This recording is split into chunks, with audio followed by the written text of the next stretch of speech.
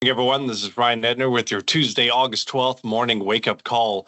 Yesterday's USDA report was supportive for corn and wheat and significantly bearish for the beans. We'll go in the details here. For the corn, the yield was raised as expected, 2.1 bushels. That takes our current corn yield to 183.1.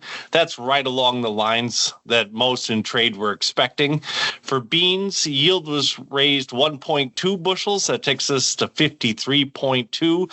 Again, that is another number that most in trade would have anticipated. The corn acreage did fall 700,000 to 82.7 million. So that was a little bit of the offset that was expected. However, the one big surprise in yesterday's report was to see bean acreage increased 1 million acres. So bean acreage now at 86.3 million, seeing a yield and acreage increase for beans sent the carryout up to 560, which was higher than any estimate that any of the analysts had provided before this report. So it'd be best to say that the corn carryout was a bit lower than expected at 2.074, but that bean carryout at 560, much higher than expected and suggests sub $10 bean price. Now, corn did attempt a bounce yesterday, and we did see a bounce yesterday. And the fair value of corn, we could start with a rough estimate of saying 420 and maybe slightly higher than that. However, the bean report was bearish enough that it's providing regular weight on the corn. So corn reaching that bounce that we're looking for around 420 might be tough to find with the bean carryout that big and beans putting that much spillover pressure onto the corn. Lastly, for yesterday's report, we'll mention wheat was slightly positive. They took carryout from 856 million to 828 million. So there was a slight improvement there. We're seeing an overnight trade that wheat is right back to watching overseas trade.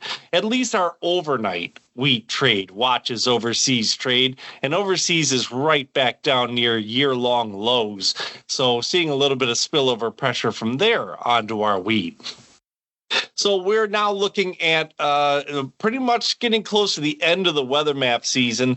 The morning 1 to 5 day has solid rains across most of the Midwest. That's likely adding to the bean pressure as well, taking us even lower than the fair value suggests from that carryout. Also, good exit ratings were left unchanged for corn and beans when most expected a 1% decline, and that's a seasonal decline. Typically, good exit ratings always fall through summer and early fall, and yesterday they didn't. So a couple reasons to see pressure, even though we saw a mostly supportive report yesterday, except for, again, the beans. So we'll see what we get here in the grains.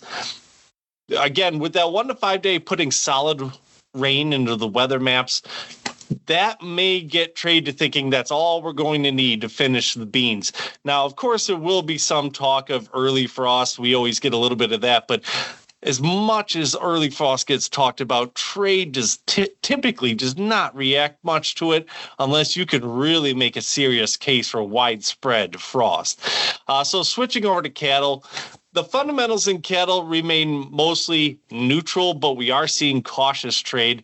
Yesterday's box beef did see a solid bounce. Choice up 312, select up 158.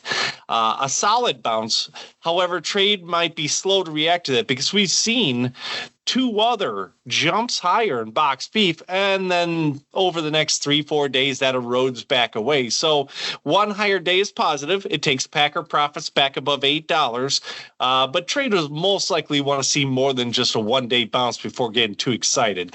We will say that with a show list down 6,500 this week, combined with that packer profit level of $8, it does give the initial impression of about a $1 higher cash trade this week. But again, we need to see if that box beef is going to hold on to those gains.